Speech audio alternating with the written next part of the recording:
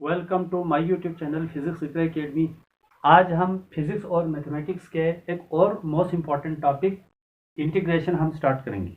यहाँ पे मैंने डिफिनीशन लिखा है, the process of combining two or more things in an effective way is called integration. दो या दो से ज़्यादा चीज़ों को ऐड करने का जो प्रोसेस है या सम करने का जो इफेक्टिव प्रोसेस है उसको हम इंटीग्रेशन कहते हैं। इंटीग्रेशन फिजिक्स और मैथ के एक मोस्ट इम्पॉर्टेंट टूल है जो कि प्रॉब्लम को सॉल्व करने के लिए हम इस्तेमाल करते हैं। ये हमारे पास है कोऑर्डिनेट सिस्टम है, y वर्सेस x का ग्राफ है। सपोज ये हमारे पास कर्व है, ये जो कर्व है area under the curve, area under the curve, curve के एरिया फाइंड करने के लिए हम इंटीग्रेशन को इस्तेमाल करते हैं। सेकंड नंबर पर हम समेशन करने के लिए हम इंटीग्रेशन इस्तेमाल करते हैं। आगे इसको फर्दर एक्सप्लेन करने से पहले मैं इंटीग्रेशन जो है उसका डेली लाइफ में यूज़ है, एप्लीकेशन है, वो हम ज़रा आपको बताते हैं। ये हमारे पास एक ग्राफ है ऐसे। अब ये स्ट्रेट लाइन है, स्ट्रेट लाइन के यहाँ से आप परपेंडिकुलर ड्रा करेंगे तो ये एक रेक्टेंगल बन गया। रेक्टेंगल का एरिया हम आसानी के साथ इफेक्टिव वे में हम कैलकुलेट कर सकते हैं मैथमेटिकली। इसी तरह अगर यहाँ पर एक आप ले लीजिए एक ट्राइंगल, ट्राइंगल के एरिया को भी फाइंड करने के लिए हमारे पास एक फार्मूला है, उसे हम एग्जैक्ट वैल्यू हम फाइंड कर सकते हैं। सिमिलरली सर्कल का भी हम एरिया को इजीली फाइंड कर सकते हैं, लेकिन कर्व के केस में हम फाइंड नहीं कर सकते। कर्व के केस में इसको हम छोटे छोटे हिस्सों में डिवाइड करें ऐसे,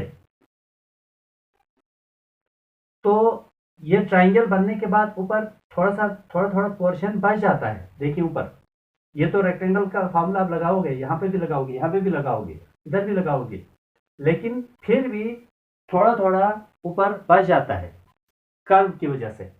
इन प्रॉब्लम को सॉल्व करने के लिए हम इंटीग्रेशन का मेथड हम इस्तेमाल करते हैं। इंटीग्रेशन से छोटी छोटी चीज़ों को भी हम ऐड कर सकते हैं। स्टूडेंट के माइंड में अक्सर ये बात आती है कि ये जो हम पढ़ रहे हैं मैथमेटिक्स और फिजिक्स को हम क्यों पढ़ रहे हैं, ये उसको समझ नहीं आती।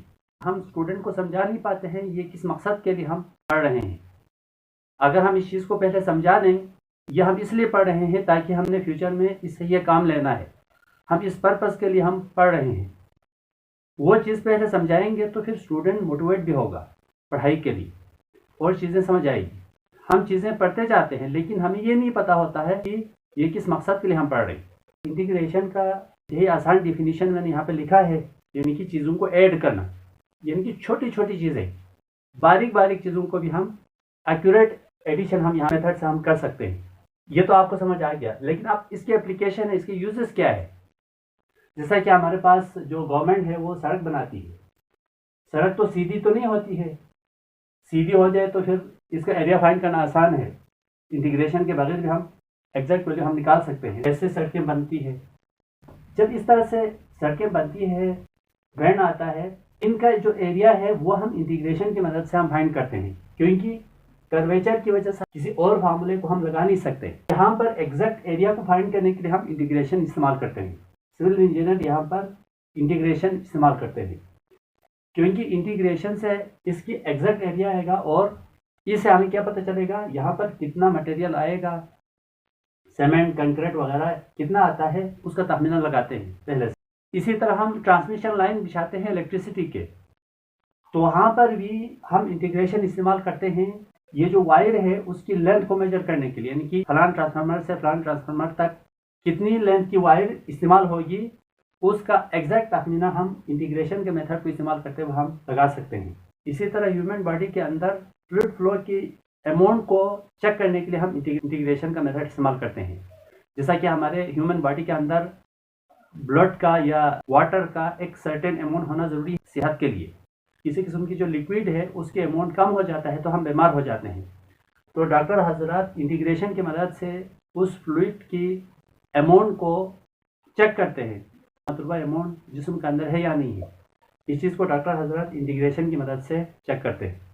इसके अलावा जो बॉडी टेम्परेचर है उसको भी इंटीग्रेशन की मदद से चेक किया जा सकता है। और भी बहुत ज़्यादा एप्लीकेशन है इंटीग्रेशन का फिजिक्स और मैथ में, डेली लाइफ में हर जगह हम इंटीग्रेशन को इस्तेमाल करते हुए जो काम घंटों में आप करते हैं वो सेकंड्स और मिनट्स के अंदर आप कर सकते हैं, यानी कि वो भी आसान तरीके से, टाइम भी बच जाता है और वो एक्यूरेट आंसर भी आता है। दूसरे मेथड से 100% आंसर नहीं होता, यानी कि 70-80%, लेकिन यहाँ से इंटीग्रेशन की मदद से आप 100% आप रिजल्ट ले सकते हैं। तो कुछ इंटीग्रेशन के जो बेसिक फार्मूलाज हैं वो हम आपको बताते हैं। फार्मूला बताने से पहले मैं आपको एक चीज़ बताना चाहता हूँ। द रिवर्स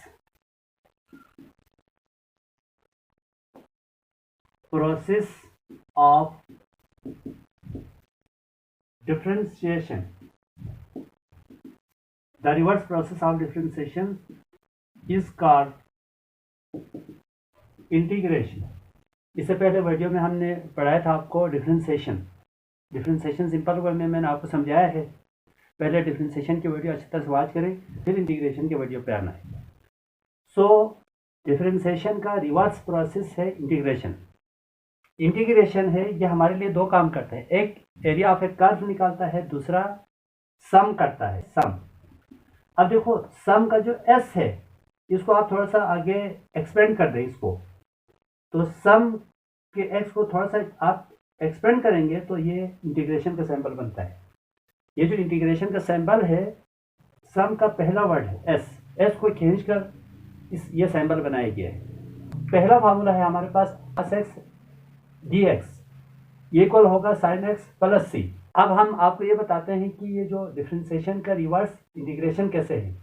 अब देखिए साइन का डिफरेंशिएशन क्या हुआ था हमारे पास, cos x, cos का इंटीग्रेशन sin x हुआ, लेकिन प्लस सी कांस्टेंट आएगा, कांस्टेंट, क्योंकि कांस्टेंट की डिफरेंशिएशन 0 होता है। एक चीज मैं आपको और बताना चाहता हूं, इंटीग्रेशन के दो टाइप्स है, इंडेफिनिट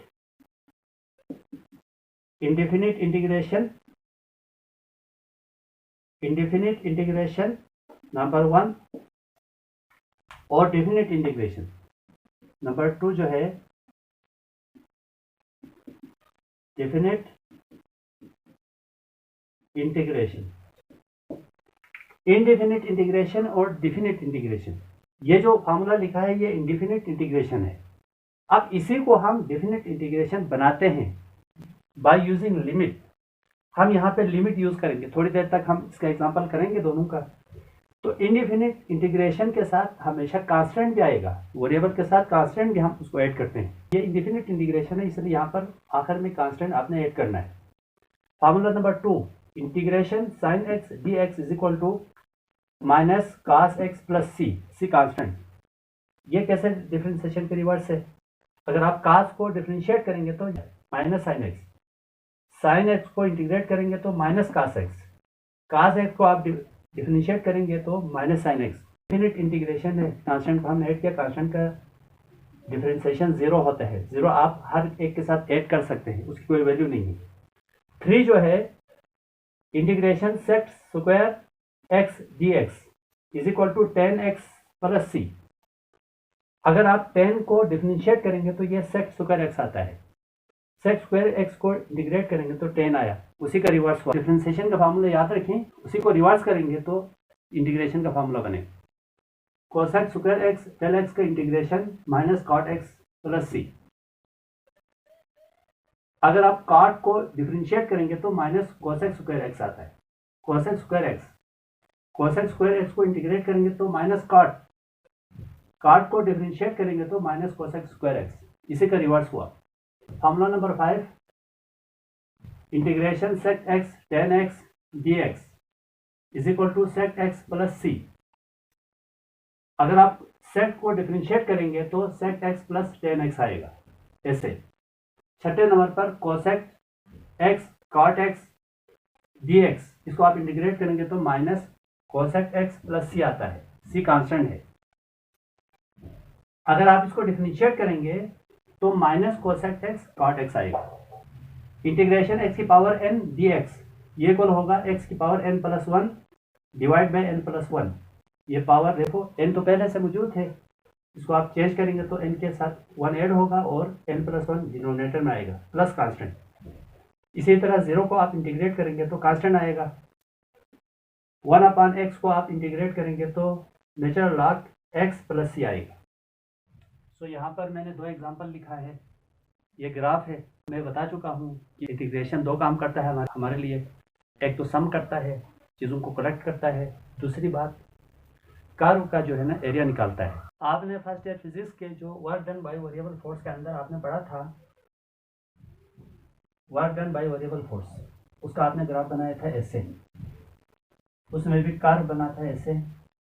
उस कर्व को आपने छोटे छोटे रेक्टेंगल में आपने डिवाइड किया था ऐसे ऐसे ऐसे ऐसे ऐसे। ये रेक्टेंगल बना लें आप ऐसे ऐसे ऐसे। अब देखिए यहाँ पे तो आप रेक्टेंगल का फार्मूला लगाओगे, इधर ऊपर थोड़ा सा बच रहा है। अब इसके लिए आप फार्मूला नहीं लगा सकते, तो इसका मतलब इसका तो ये तो छूट गया, ये तो रीजन छूट गया। इस कर्व का एग्जैक्ट एरिया चाहिए, तो आप क्या करेंगे, आप इसको मज़ीद ये जो हिस्सा छूटा है इनको इंक्लूड करने के लिए मज़ीद आप छोटे छोटे रेक्टेंगल के अंदर डिवाइड करें ऐसे छोटे छोटे, ताकि कोई भी हिस्सा ना छूटे। इस तरह से हम तमाम रीजन के एरिया को हम कैलकुलेट कर सकते हैं। उसका हमने फार्मूला लिखा था, work is equal to limit d approaching to 0 summation n is equal to n is equal to 1 fn delta dn। अब देखिए मैंने यहाँ पर वहाँ पे हमें i पार्टिकल तक लिखा था, n is equal to i is equal to 1 fi ni। लेकिन जब हम इंटीग्रेशन की बात कर रहे हैं तो मैंने n तक मैंने वर्क डन लिखा है। 17वीं सेंचुरी में आइजैक न्यूटन और लबनीज ने जो चीज़ों को सम करने के लिए हमें एक आसान मेथड दिया, इजी मेथड दिया, उसका नाम इंटीग्रेशन रखा गया। उसका नाम इंटीग्रेशन रखा। इंटीग्रेशन से आप बहुत कम वक्त में आप इंटीग्रेशन के थ्रू इसको बगैर किसी हिस्से में डिवाइड किए बगैर आप इंटीग्रेशन के थ्रू आप टोटल वर्क को इजीली आप कैलकुलेट कर सकते हैं बाय यूजिंग इंटीग्रेशन। ये इंडिफिनिट इंटीग्रेशन है, ये डिफिनिट इंटीग्रेशन है। इनके ऊपर हम फार्मूला लगाएंगे। फार्मूला मैंने आपको लिखवाया था, x की power n delta x is equal to x की power n plus 1 divide by n plus 1 plus constant. यहाँ पे लगेगा यही फार्मूला, इधर भी लगेगा, इधर भी लगेगा, लेकिन यहाँ पे आपने कांस्टेंट नहीं लिखना है क्योंकि ये डिफिनिट इंटीग्रल है। इनडिफिनिट इंटीग्रल में कांस्टेंट भी लिखते हैं क्योंकि तमाम वैल्यूज को हम शामिल करते हैं। अप्लाई कीजिए, इधर n की जगह 2 है तो x की power 2 dx is equal to x as it is, n की जगह 2 प्लस 1 फार्मूले का, 2 प्लस 1 फार्मूले का प्लस c। तो ये वैल्यू आएगी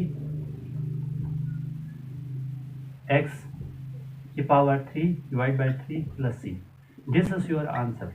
डिफिनिट इंटीग्रल का एग्जाम्पल हम करेंगे। पहला वाला एग्जाम्पल ही है, लेकिन इसमें सिर्फ लिमिट है। देखिए इसको कहते हैं लोअर लिमिट और इसको कहते हैं अपर लिमिट। लिमिट पुट करेंगे तो डिफिनिट इंटीग्रेशन बनेगा, यानी कि इनडिफिनिट इंटीग्रेशन के साथ आप लिमिट यूज करेंगे तो डिफिनिट इंटीग्रेशन बनेगा। फार्मूला वही है, x की power 2 0 to 2 dx, x n जो है 2 है, फार्मूले का 1 प्लस 1 और n 2 है, फार्मूले का 1 प्लस। अब देखिए यहाँ कांस्टेंट पुट नहीं करना है, ऐसे आप स्टिक लगा के ऐसे लाइन खींचें, फिर यहाँ पर 0 लगा दें, 0 2। Further simplifying 0 to 2 x square dx is equal to x की power 3 divide by 3 0 to 2 limit. पहले अपर लिमिट को पुट करें, 0 to 2 x square dx, upper limit x की जगह हम 2 पुट करेंगे। फिर फार्मूले का माइनस, दरमियान में माइनस आएगा, इंटीग्रेशन ये फार्मूले का माइनस है। फिर लोअर लिमिट को x की जगह पुट करें ऐसे, तो ये तो 0 हो जाएगा। 0 to 2 0 to 2 x square dx, 2 को 3 टाइम्स करेंगे 8/3। This is your required answer. अब हम इस ग्राफ का एरिया फाइंड करेंगे by using integration. Area find करने के लिए हमें उस कर्व के लिए एक इक्वेशन चाहिए। हर कर्व के लिए इक्वेशन बनी हुई है। ये एक्स स्क्वायर का कर्व है, तो यहाँ पे आप लिख दीजिएगा एक्स स्क्वायर डी एक्स। हर कर्व के लिए इक्वेशन बनाना है, फिर उस इक्वेशन को आपने सॉल्व करना है। उससे आपके पास उस कर्व के अंदर रीजन का एरिया आएगा। आपके पास लिमिट क्या है, 1 से 2 तक है, तो यहाँ पे आप लिख दीजिएगा 1 से 2। तो area is equal to, formula लगेगा, फार्मूला है हमारे पास integral x n is equal to x n d x, n x n plus 1 n plus 1। यह हमारे पास फार्मूला लगेगा। कांस्टेंट नहीं आएगा क्योंकि ये डिफिनिट इंटीग्रल है। तो x की पावर 2 + 1, 2 + 1, लाइन लगा दें 1 2, lower limit upper limit. Area is equal to x की power 3 3, lower limit upper limit, lower limit upper limit. इसको मैं यहाँ पे हल कर देता हूँ। एरिया इज इक्वल टू, पहले अपर लिमिट को पुट करें एक्स की जगह, 2 की पावर 3 डिवाइड बाई 3, फिर माइनस फार्मूले का, फिर एक्स की जगह लोअर लिमिट को पुट करें 1 की पावर 3 डिवाइड बाई 3। तो एरिया की वैल्यू आएगी, ये ऊपर नॉमिनेटर में 8 आएगा, 2 की power 3 3 minus 1/3। Area is equal to 3 LCM 8 की पावर 8 1। तो एरिया की वैल्यू आएगी 7/3। This is your required answer.